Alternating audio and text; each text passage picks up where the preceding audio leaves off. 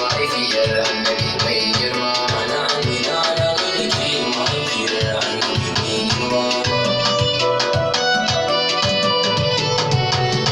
Duka yabo sai na saka Allah, shi ya kai ni tabaraka Allah. Roƙo nake gun sarki Allah, ka yarda ni yabo azima. Na Amina na gaida ke mahaifiyar annabi mai girma. Ƙara salati rabbu tabara, kun san Muhammad abban zara. Da sada duk ashabu tabara, sai rike yar Mahmud azima.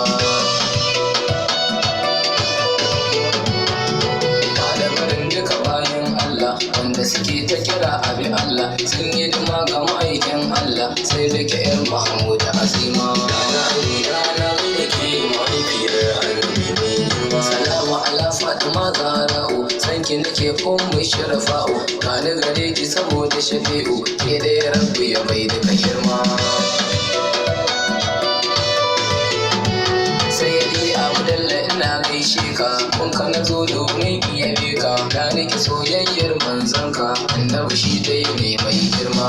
Na Amina na gaida ke mahaifiyar annabi mai girma. Sai da Amina ina gaishe ki, kin yi gamo da abin alkhairi. Hasken Muhammad ne a jikinki, na Amina uwa mai girma.